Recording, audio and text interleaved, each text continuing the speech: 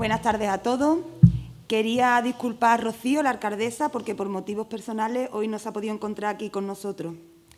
Y, en primer lugar, quisiera dar la bienvenida a los alcaldes de Bea y de Trigueros, a los familiares, a los componentes de las asociaciones memorialistas y a todos los presentes.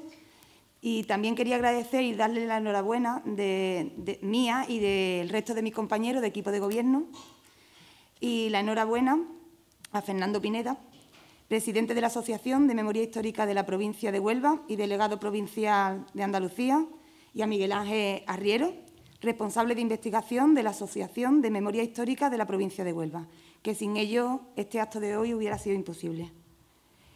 Como sabéis, este equipo de gobierno socialista también estamos poniendo todo de nuestra parte y estamos trabajando para llevar la Ley de Memoria Histórica a cabo e intentar recuperar a todas las personas que fueron fusiladas en el régimen franquista y llevarla a cada una a su lugar de origen para que tengan un entierro digno. Hoy estamos aquí para presentar un trabajo que conjuntamente el Ayuntamiento, con Miguel Ángel y con Fernando, hemos hecho para intentar localizar a todas las personas que están en las fosas comunes de aquí del municipio de San Juan del Puerto.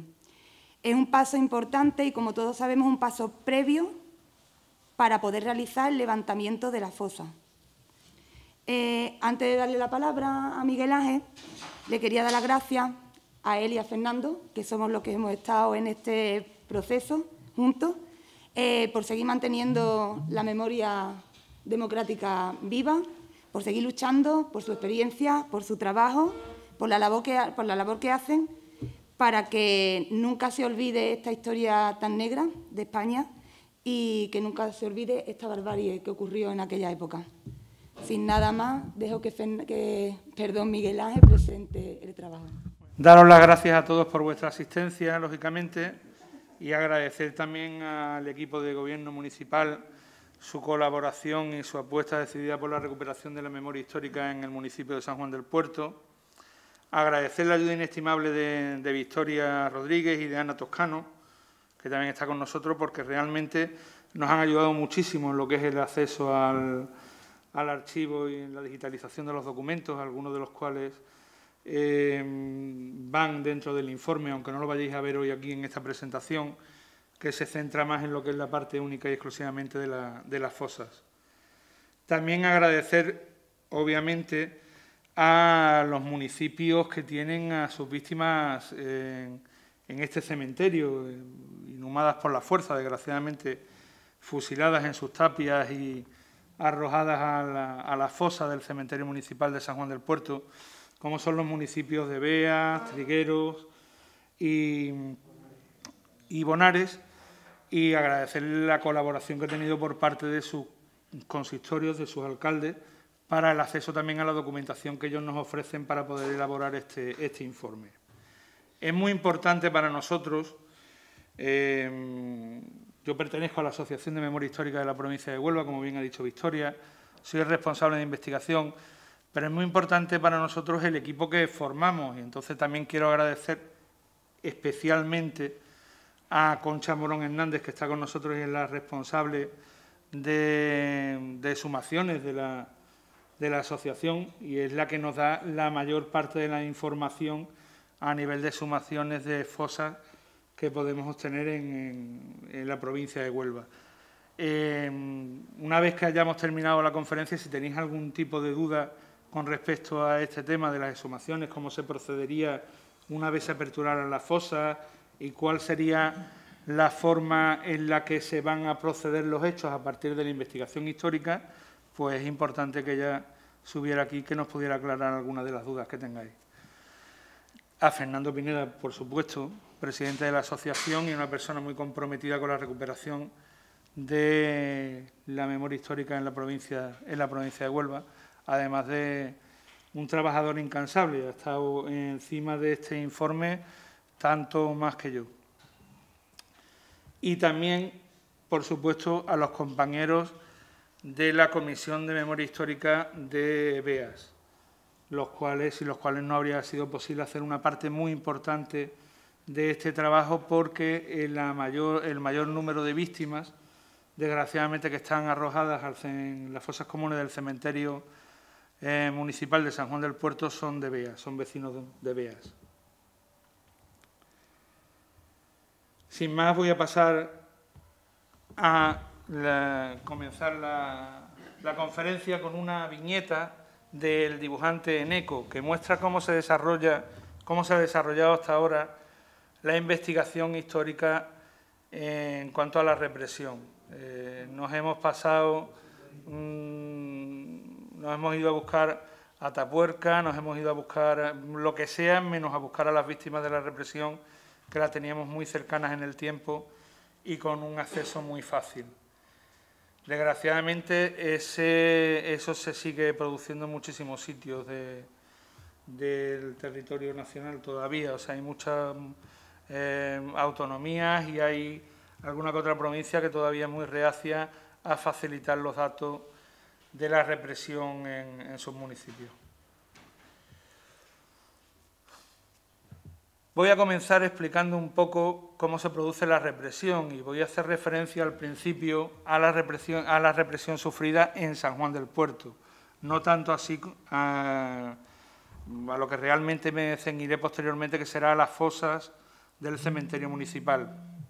Entonces, comentaros que durante la primera fase de la represión, a partir de que los municipios son tomados por los sublevados, se empiezan a producir lo que son la persecución de las personas que piensan de forma distinta a los sublevados. Es muy importante que tengamos en cuenta que aquí no existe una lucha izquierda-derecha, como nos han querido vender posteriormente. La República también tenía partidos de derecha y la derecha republicana también fue perseguida y asesinada. Entonces, eso creo que es uno de los primeros mitos que deberíamos de borrar. Es muy importante decir que casi todas las ejecuciones que se producen al principio se basan, permitidme que me ponga las gafas, se basan en los bandos de guerra, se apoyan en unos bandos de guerra, unas órdenes militares dictadas en principio por Queipo de Llano y posteriormente trasladadas a los diferentes municipios por los comandantes militares. Cada uno de los municipios que eran tomados por los sublevados posteriormente eran dirigidos o controlados por un comandante militar. Otra de las cosas que se nos vende cuando se nos habla de la represión se nos habla de la guerra, de la lucha entre hermanos, de la lucha fratricida, de que unos denunciaban a otros, de las envidias, de culpar al pueblo del asesinato del pueblo. Y en este caso la represión no era así. La represión era una represión militar, tras una sublevación militar, contra un Estado democráticamente constituido y votado en las urnas. Es muy importante decir que nada de lo que sucedía en un municipio, ya fuera pelar a una mujer y darle aceite de ricino para pasearla por el pueblo o asesinar en las tapias de un cementerio, sucedía sin que el comandante militar tuviera constancia de ello y lo aprobara. Es fundamental que lo sepamos porque de esa manera borramos de un plumazo la envidia, si el comandante no aceptaba, eso no sucedía. El control era completamente militar. Y ahí tenéis un bando de guerra que dice: al comprobarse en cualquier localidad actos de crueldad contra las personas, serán pasados por las armas sin formación de causa las directivas de las organizaciones marxistas o comunistas que en el pueblo existan. Y caso de no darse con tales directivos, serán ejecutados un número igual de afiliados arbitrariamente elegidos. Esta medida se pondrá en ejecución sin perjuicio de la pena que habrán de aplicarse a los responsables de los hechos vandálicos. Con esos dos puntos se podía fusilar a cualquiera que hubiera en un municipio. Primero porque la pertenencia a un sindicato durante el periodo republicano era casi obligatorio para poder tener trabajo. O sea, había que estar sindicalizado. Estar sindicalizado para poder trabajar significaba que al entrar los sublevados a mí me podían fusilar por estar sindicalizado. En esta primera fase, muchas de las ejecuciones por aplicación de mando de guerra, o sea, por cumplimiento de esas órdenes, no dejan rastro documental y hemos de basarnos en las inscripciones fuera de plazos que se realizaron en los registros civiles y en las fuentes orales. Después veremos una inscripción fuera de plazo. Nosotros, cuando hacemos una investigación, intentamos mirar todos los archivos. En ocasiones nos encontramos con la documentación en los archivos municipales, en otras ocasiones en consejos de guerra, en otras, tirando de archivos como estos que he nombrado aquí, los expedientes de inscripción fuera de plazo. Cuando una vez transcurrido el tiempo después del asesinato se inscribía a la persona en el registro civil, pues había que demostrar que esa persona estaba muerta y cómo había muerto. Entonces se llegaban 2 testigos al juzgado y se hacía una inscripción fuera de plazo de la muerte o del asesinato de esa persona en el registro civil. Esas son las inscripciones fuera de plazo. Es muy importante en el caso de San Juan del Puerto, de la fosa de San Juan del Puerto, porque muchos vecinos de Beas, de Trigueros y de Bonares hacen las inscripciones fuera de plazo y eso es lo que nos da realmente la ubicación de los restos de sus familiares, esa información, esa inscripción. La segunda fase de la represión comienza en febrero de 1937 y en ella las ejecuciones se deben a cumplimiento de condena a muerte dictada tras procedimiento jurídico-militar. Este procedimiento, por muy procedimiento jurídico-militar que sea, no quiere decir que sea muy legal. O sea, se juzgaba a la gente sin ningún tipo de posibilidad de defensa y se condenaba por rebelión a quienes realmente no se habían rebelado. O sea, los que se habían rebelado eran los otros, eran los sublevados, los que lo estaban juzgando. Entonces era un poco la aplicación de la justicia a la inversa o al revés. La primera referencia a nivel de investigación de la represión que tenemos en la provincia de Huelva se la debemos a Francisco Espinosa Maestre, que saca el libro La guerra civil en Huelva. Dice que el mayor error que tiene su libro, palabras de él, es el nombre del propio libro, porque en Huelva no hubo guerra civil, hubo única y exclusivamente represión. En ningún momento hubo 2 grupos militarizados enfrentados unos contra otros, sino que hubo una represión brutal por parte de un grupo militar contra ciudadanos en la mayoría de las ocasiones desarmados, la mayoría, bueno, en casi todas. Según testimonios del encargado del juzgado de San Juan del Puerto, fueron fusilados unos 100 vecinos, la mayoría de ellos en los pueblos de los alrededores. Eso es lo que informa el encargado del juzgado de San Juan del Puerto a Francisco Espinosa Maestre cuando está realizando la investigación de la represión en la provincia de Huelva. Nosotros no hemos encontrado 100 vecinos de San Juan del Puerto, hemos encontrado, desgraciadamente, bueno, hemos encontrado muchos menos y esperemos que sea porque realmente hay muchos menos. Esperemos que no sean porque nos faltan tantos nombres de víctimas, ¿no? Yo voy a seguir explicando alguna cosilla más mientras os voy a poner ahí los nombres de las víctimas de San Juan. Desconozco el número de vecinos que hay ahora mismo aquí que sean de San Juan del Puerto. Pero si alguno de ustedes encuentra el nombre de su familiar y tiene alguna duda al respecto de por dónde han salido los datos, no tengáis duda en preguntar. Bien, el golpe militar, la sublevación militar, se produce el día 18 de julio de 1936 en todas las provincias del país. El 17 hay una sublevación en el norte de África y a partir del 18 comienza la sublevación en la península. Hay que tener en cuenta que esa sublevación no en todos los lugares tiene éxito. En el caso de Sevilla, en un primer momento parece que no lo va a tener, pero posteriormente triunfa. Bueno, en el caso de Sevilla hay que explicar que ante las noticias de esta sublevación, el general Pozas, director de la Guardia Civil,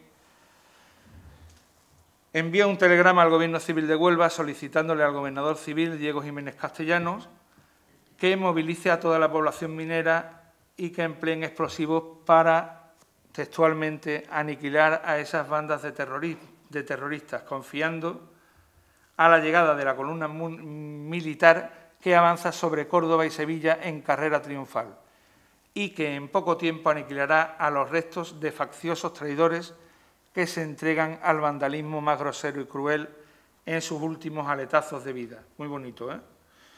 Pero no sirvió de mucho. Lo que crearon fue la columna minera, o la conocida columna minera. Estas órdenes del general Pozas hace que el Gobierno civil movilice a los mineros de la cuenca para formar columnas que irían junto a guardias civiles a Sevilla a recuperar el poder de la República.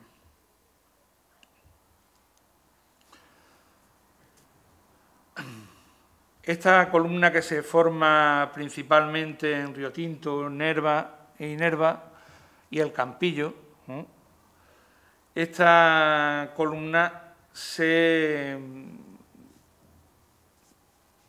en su recorrido pasa por los municipios de Valverde del Camino y San Juan del Puerto. Y en San Juan del Puerto recoge a bastantes afines a los sindicatos, labradores, porque aunque nombremos que la columna era minera, realmente no eran mineros todos los que iban en ella. La parte de Valverde, los que se montaron en los camiones aquí en San Juan eran sobre todo labradores, se fueron uniendo como voluntarios y llegaron a Sevilla, a la zona de la Pañoleta. No sé si lo conocéis. ¿Conocéis esta historia? Creo que casi todos, ¿no?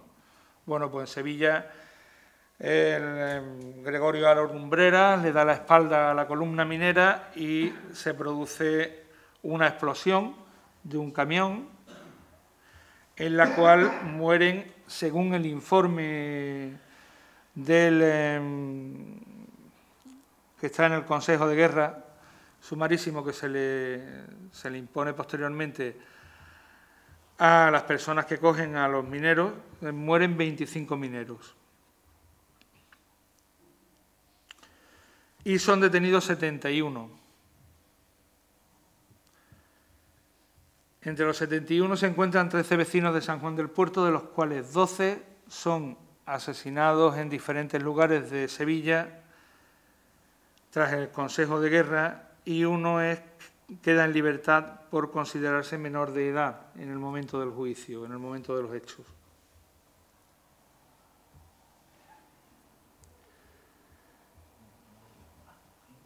Como habréis podido ver en las diferentes diapositivas que voy mostrando, son vecinos de San Juan del Puerto que mueren en diferentes lugares, algunos ejecutados tras Consejo de Guerra, como es el caso de todos los juzgados tras los sucesos de la columna minera, y otros por aplicación de bando de guerra. La aplicación de bando de guerra, como hemos dicho anteriormente, es la aplicación de esos puntos por los cuales se podía asesinar a cualquier vecino de cualquier municipio tras ser tomado por los sublevados.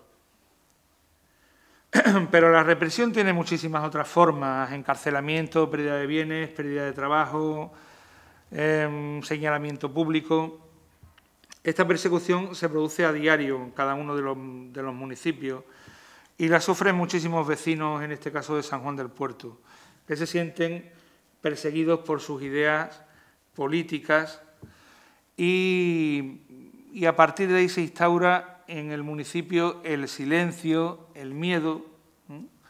Todos se sienten perseguidos, se tiene auténtico pavor a que suene la puerta de noche y a que te puedan sacar de casa, a llevarte a la tapia de cualquier cementerio para ser fusilado. Ese sistema de asesinato, porque no deja de ser un asesinato, es la aplicación de bando de guerra, que será la forma que tendrán de morir la mayoría de los que tenéis en el listado de San Juan del Puerto y la mayoría, por no decir absolutamente todos, los que están en las fosas del cementerio de San Juan del Puerto, que son de otros municipios. 54 asesinados de San Juan del Puerto es lo que hemos podido documentar, son los que hemos podido documentar. Tenemos que tener en cuenta que esta documentación, documentar las víctimas de un municipio no es fácil, porque nosotros nos basamos en el sistema que utilizan casi todos los historiadores, que es por vecindad, no por naturaleza. O sea, en el momento de su muerte, ¿de dónde eran vecinos? Entonces nos encontramos con que la elaboración de los listados, en algunos casos nos vamos a encontrar con una fuente documental que nos dice que era vecino de un municipio y en otros casos con una fuente bibliográfica en la que nos habla de su naturaleza, era natural de, porque no tienen el dato de la vecindad. Nosotros hemos intentado contrastar los datos de vecindad y podríamos decir que las víctimas de San Juan del Puerto acreditadas a día de hoy, asesinadas del municipio que tenemos nosotros documentadas, son únicamente 54, de las 100 que decían en el juez municipal de San Juan del Puerto cuando se comenzó la investigación de Francisco Espinosa Maestre.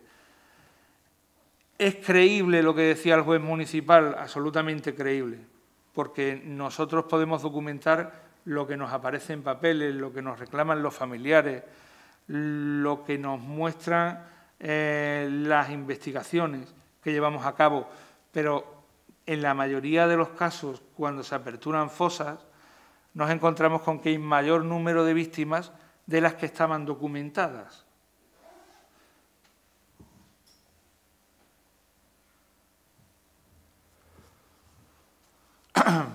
La represión en los municipios que rodean a San Juan del Puerto convierten a San Juan del Puerto en el lugar de ejecución. En las tapias de su cementerio municipal en las tapias van a ser fusilados vecinos de otros municipios cercanos. Como hemos dicho anteriormente, el mayor número de víctimas es de Beas, seguidas por víctimas de Bonares, Trigueros.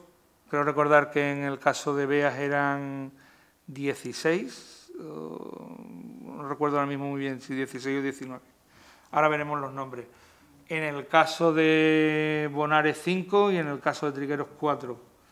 Y después hay vecinos de Niebla, vecinos de Moguer y creo recordar que se me ha ido. Ahora lo vamos a ver en el listado, disculpadme.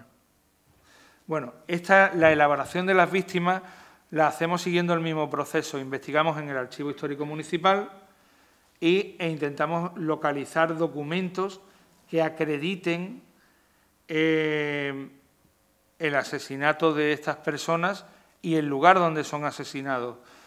En el caso de los asesinados de Beas, la documentación que lo acredita es bastante amplia. No solamente la encontramos en el Archivo Histórico Municipal, sino que también en el Archivo Histórico Provincial tenemos datos gracias a los que he nombrado anteriormente, a los expedientes de inscripción fuera de plazo. Lógicamente también tenemos la referencia que están inscritos en el registro civil del municipio donde eran vecinos, del municipio de Beas, y en algunos casos también nos encontramos con referencias a ellos o a haberles sido aplicado el bando de guerra en consejos de guerra, que se abren a otros vecinos del municipio por otros motivos.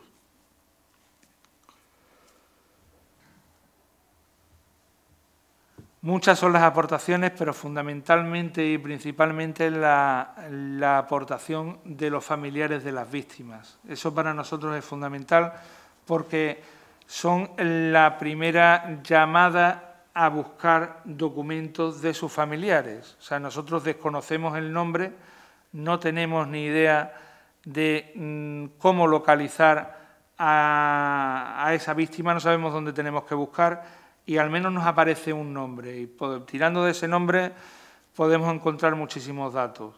Entonces, para nosotros es importantísima la aportación familiar, los testimonios orales o escritos que quedan en cada uno de los municipios. Y en ese sentido, En el caso de Beas, concretamente, tenemos los testimonios de Manuela Rodríguez Servián y de Catalina Pérez Rivera, vecinas de Beas, las cuales nos dejan 2 manuscritos, los cuales ahí tenéis alguna muestra, y que nos demuestran que nuestros mayores son los que realmente nos han transmitido la necesidad de buscar a sus familiares asesinados.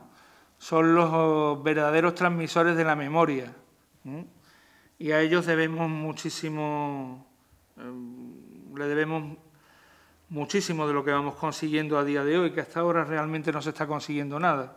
O sea, hasta ahora no se empieza a conseguir algo, quiero decir. No se empiezan a abrir fosas, no se ha sacado a Franco de donde estaba, ¿verdad? Todavía está Queipo de Llano en la Macarena y el hombre. Bueno.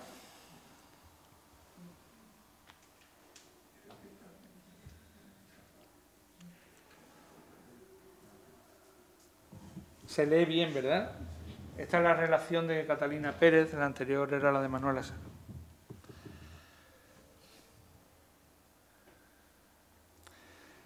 Estas 2 hojas contienen nombres de víctimas de asesinados de Beas que están inhumados, que están arrojados a las fosas del cementerio de San Juan del Puerto, fosas comunes del cementerio de San Juan del Puerto. Esta es una imagen aérea de 1945, el vuelo americano. Cuando nosotros hacemos la investigación de unas fosas comunes, lo primero que necesitamos saber es aproximadamente su ubicación y también necesitamos documentar, para que posteriormente los arqueólogos puedan hacer correctamente su trabajo, las posibles modificaciones que tiene el lugar donde se encuentran las fosas, en este caso el cementerio municipal de San Juan del Puerto. Aquí tenemos una imagen aérea de 1945 de San Juan, donde se ve el cementerio en su parte superior, estaba al norte del municipio, de la población. Creo que la distancia que existe ahora mismo del final del pueblo al cementerio es casi la misma, o sea, no ha crecido mucho por ese punto.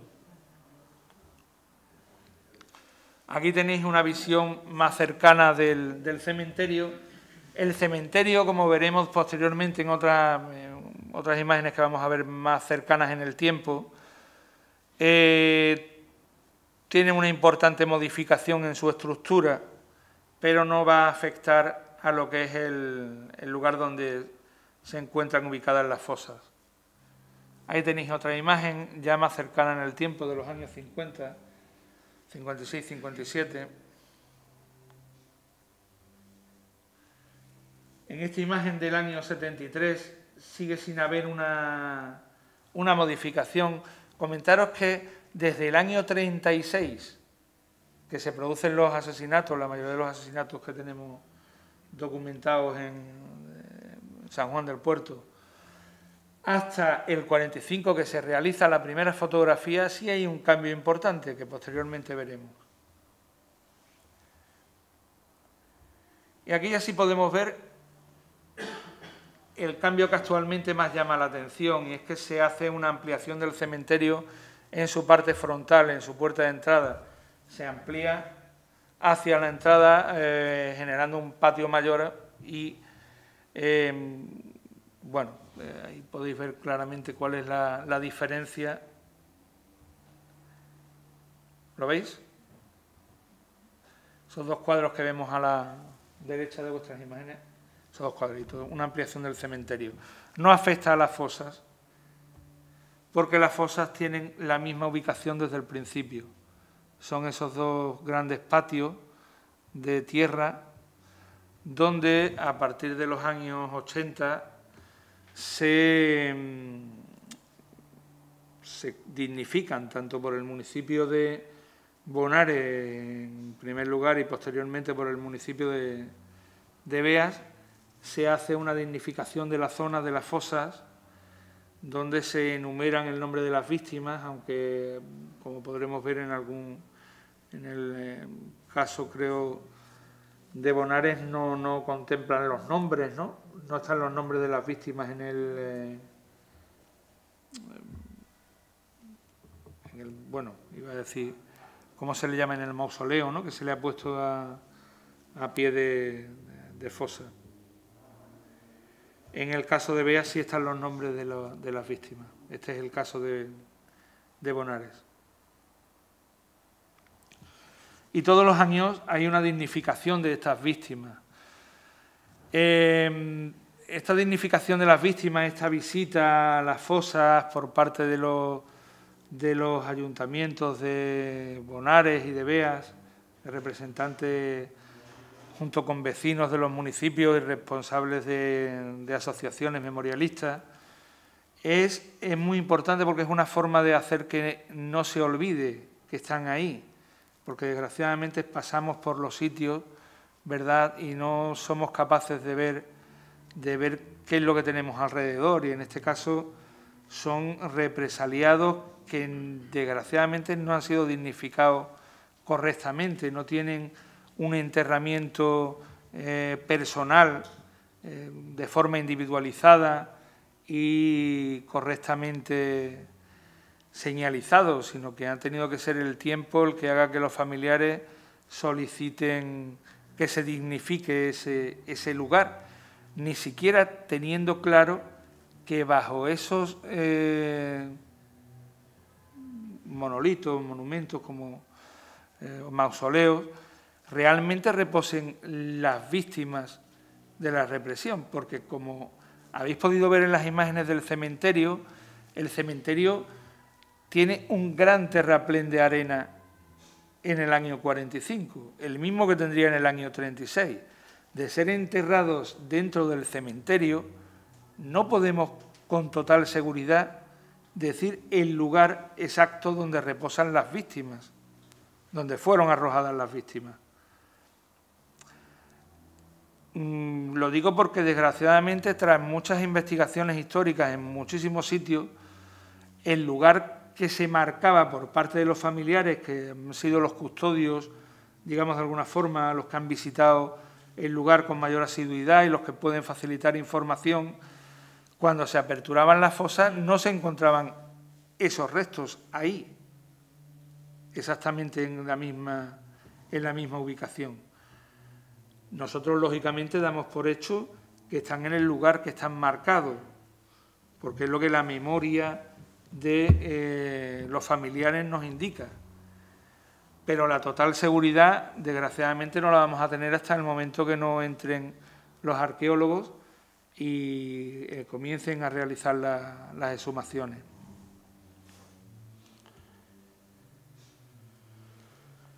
En el acta capitular de la sesión ordinaria del día 22 de septiembre de 1936, en el apartado cementerio, se hace constar el acuerdo que a continuación se transcribe.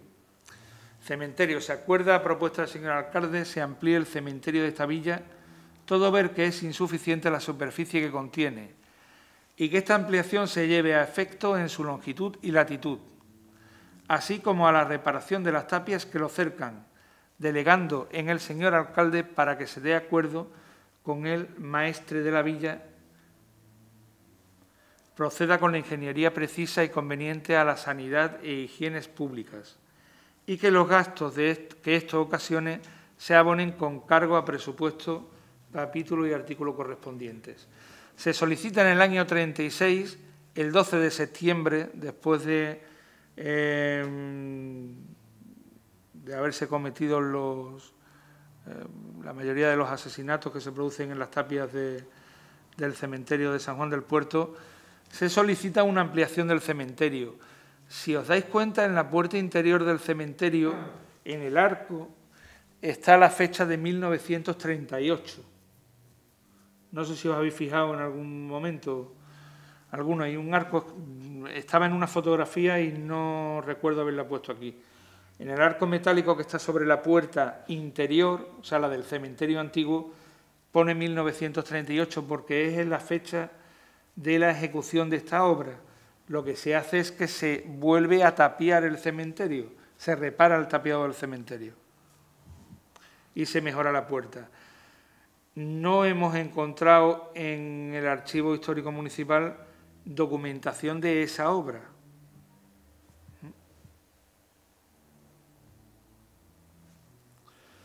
Este acuerdo de ampliación del cementerio municipal, por la cercanía de la fecha con la utilizada por los sublevados para la mayoría de las aplicaciones de bando de guerra, en las tapias del cementerio de San Juan de... Bueno, ¿lo veis bien? Entonces me ahorro el leerlo y os cuento.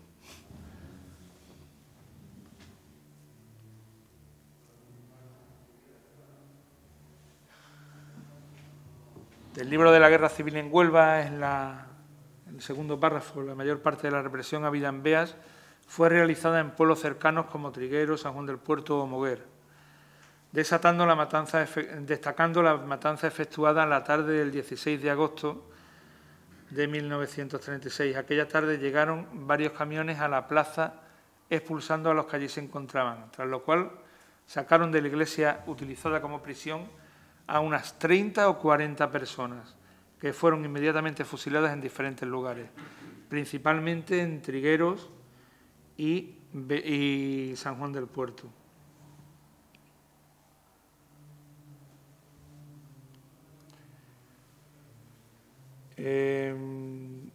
Este documento, nos acompaña una bisnieta. Este documento es una solicitud de inscripción fuera de plazo realizada por María Hernández, viuda de Alonso Pavón Borrero, víctima de la represión en el municipio de San Juan del Puerto. ¿Se ve bien?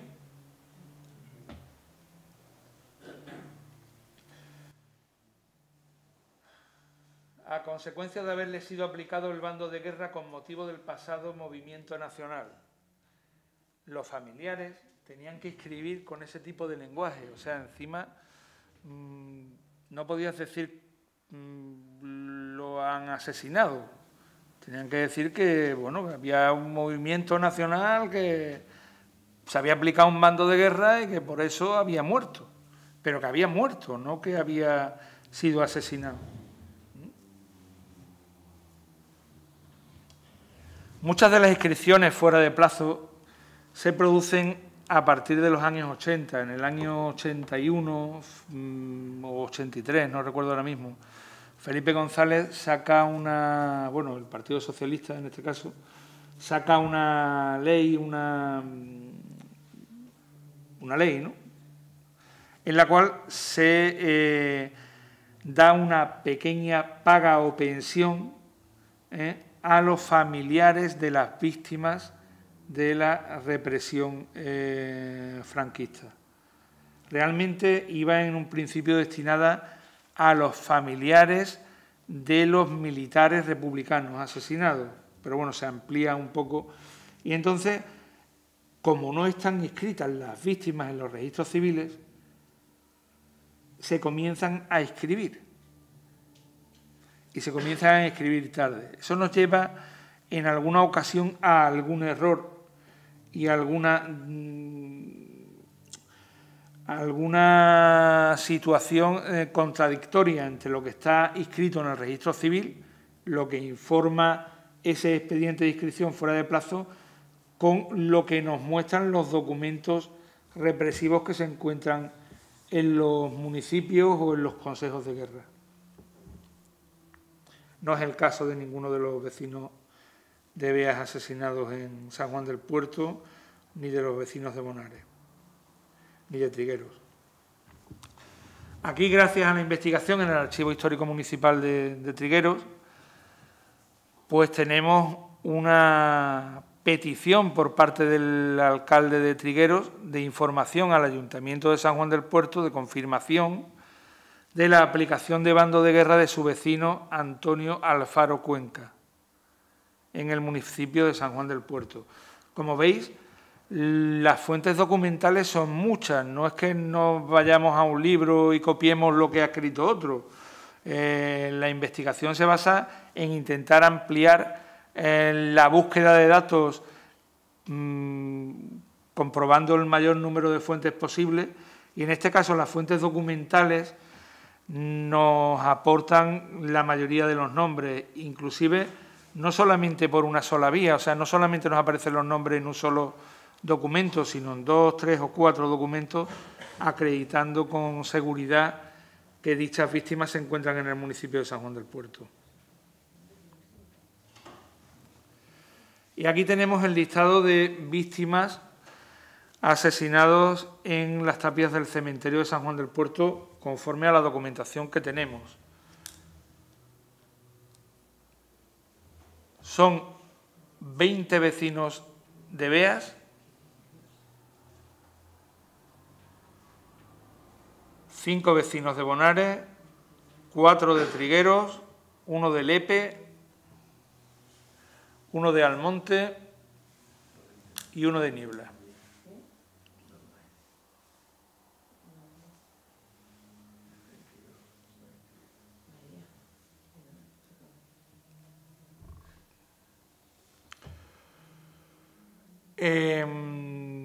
La investigación, con respecto a la investigación que teníamos en el municipio de Beas, ha variado un poco, se ha ampliado. Las fuentes documentales han sido mayores y han aparecido referencias como Ochoa o Ponce, ¿lo veis?, en los vecinos de Beas, y esas referencias no las teníamos en ningún sitio y aparecen en los consejos de guerra.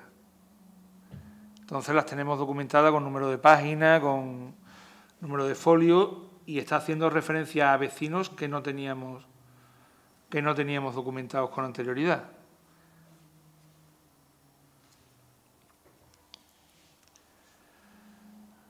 En el caso de los vecinos de Bonares hay 5 víctimas, aunque sabemos por la documentación y por la investigación realizada en Bonares que las víctimas son más, pero no podemos acreditar documentalmente ni de ninguna forma realmente el final de las mismas.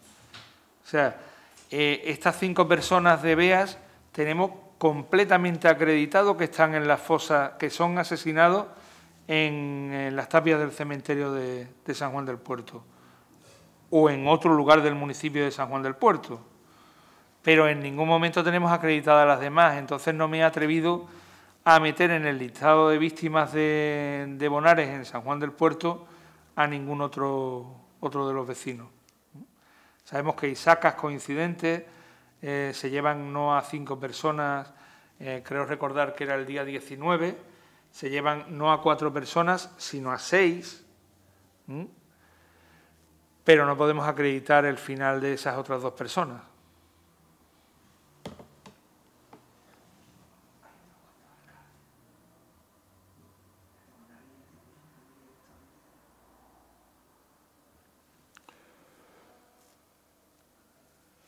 Bueno, este legajo la mayoría lo conoceréis, supongo, por lo menos los que habéis investigado, que sé que sois muchos. Sírvase dar las órdenes oportunas a fin de que desaparezcan de las paredes de todos los edificios de este término municipal las huellas de los impactos de bala y especialmente los que haya en el cementerio, por el pésimo efecto que produce a los viajeros a su paso por los pueblos y a cuantas personas los observan. En este caso, este documento va dirigido al municipio de San Juan del Puerto, pero lo hemos encontrado en Beas, en Trigueros. Os diría que en todos los municipios que hemos visitado están en el legajo de correspondencia del año 37, en correspondencia recibida. Y muestra claramente la brutalidad de la represión sufrida en la provincia, para que se tenga que hacer un documento como este y enviar a todos los municipios de la provincia de forma masiva. O sea, es decirle a todos los municipios intentar borrar las huellas de los crímenes que hemos estado cometiendo y así se hace.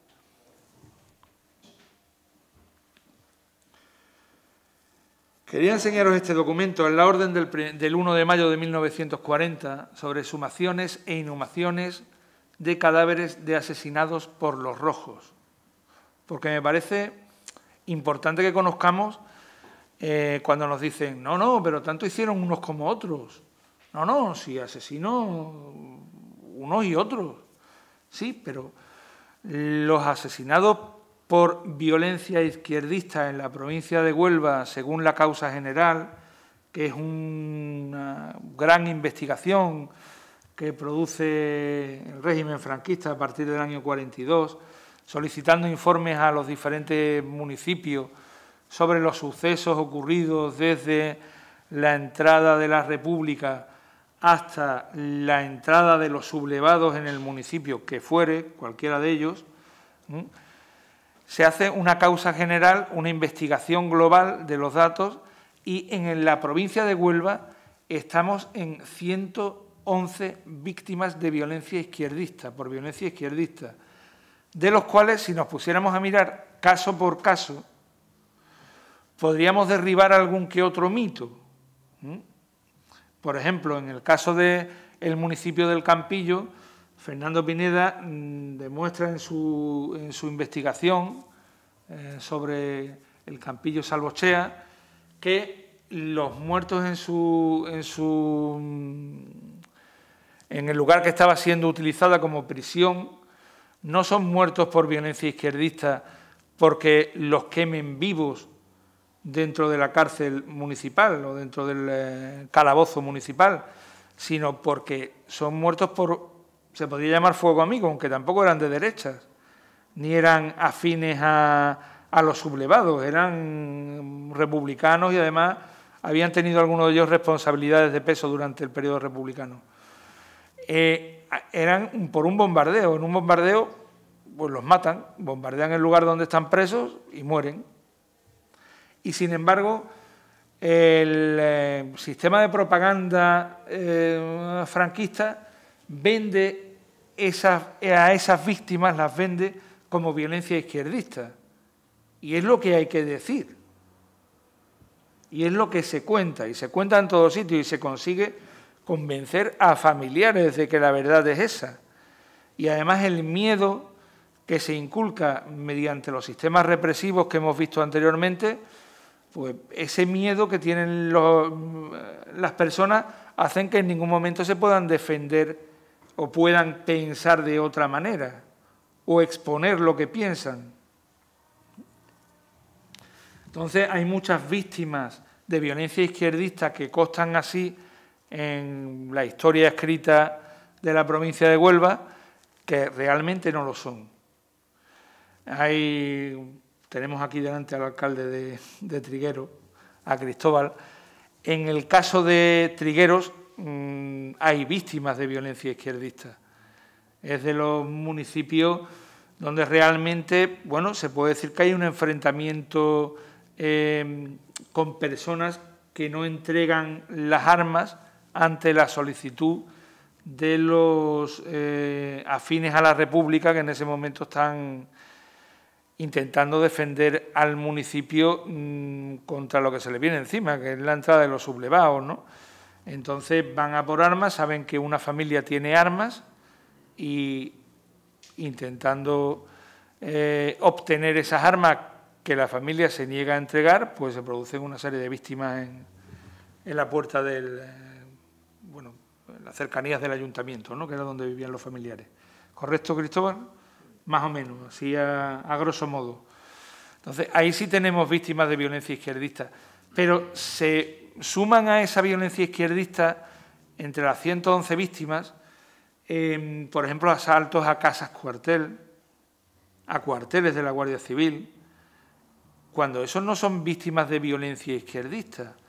Eso es que los afines a la República intentan obtener las armas que le han quitado anteriormente para no poder defenderlas. ¿Y dónde van a buscarlas? Donde están las armas retenidas, en la comandancia de la Guardia Civil. Y la comandancia de la Guardia Civil, con el criterio que sea, pero defendiendo la posición de las fuerzas sublevadas, lo que hace es no admitir que entren a por las armas y se producen esos disturbios en algunos municipios de la provincia que dan lugar a las 111 víctimas. Pero tenemos más de 8.000 víctimas de violencia por los sublevados. Y creo que la balanza en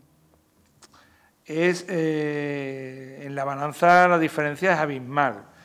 Pero es que además esta orden del 1 de mayo de 1940 me permitía ir a buscar a las víctimas de violencia izquierdista, sacarlas de la fosa común donde estuvieran enterrados, casi ninguno llegó a estar enterrado en fosas comunes, en pocos casos. Y llevármelo a un mausoleo, paunteo, un lugar de forma gratuita y a un tiempo más o menos finaliza la guerra civil, ya sí, guerra civil en el 39 y estamos hablando del 1 de mayo del 40. O sea, en un tiempo más o menos adecuado. Me permiten recuperar los restos de mi familiar asesinado. Me parece que lo que estamos pidiendo, lo que están pidiendo los familiares de las víctimas de recuperar los restos de sus familiares a día de hoy es algo que nadie podría decir que no. No entiendo esa negativa.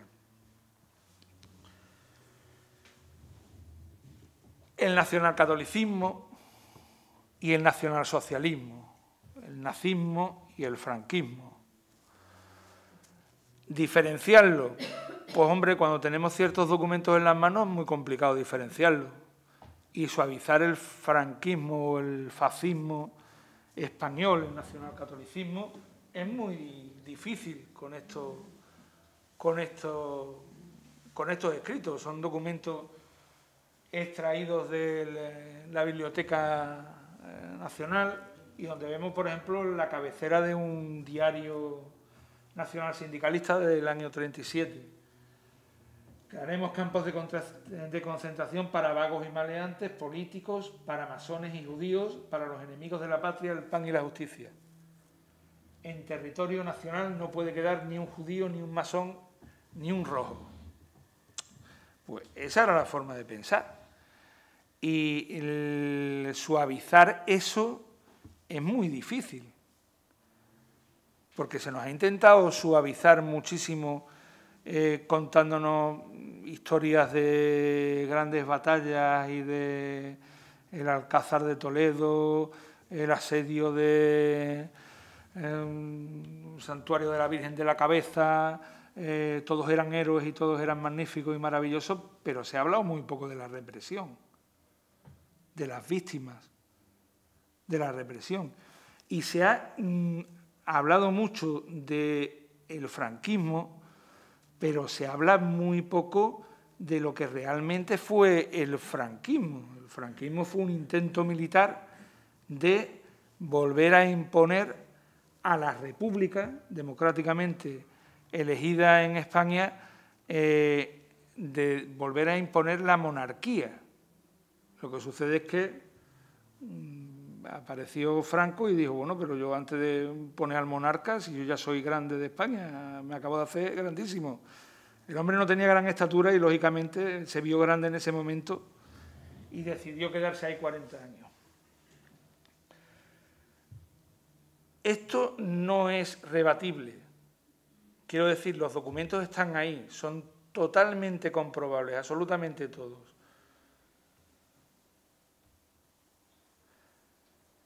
Pero lo que tampoco es rebatible es esto. Esto es la fosa del Cementerio de la Soledad, abierta en los últimos días de octubre de este año, donde un cementerio que se aperturó en el año 1928, el 1 de enero de 1928 se inaugura.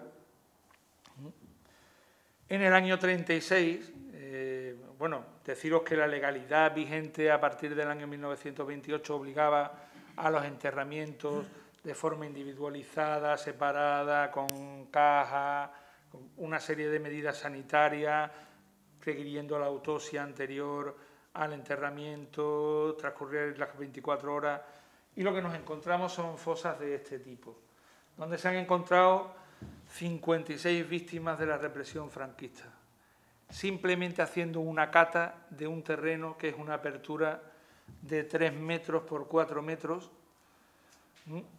Empezó por una de 2 metros por 2 metros, pero cuando vieron que había restos, ampliaron la zona de apertura.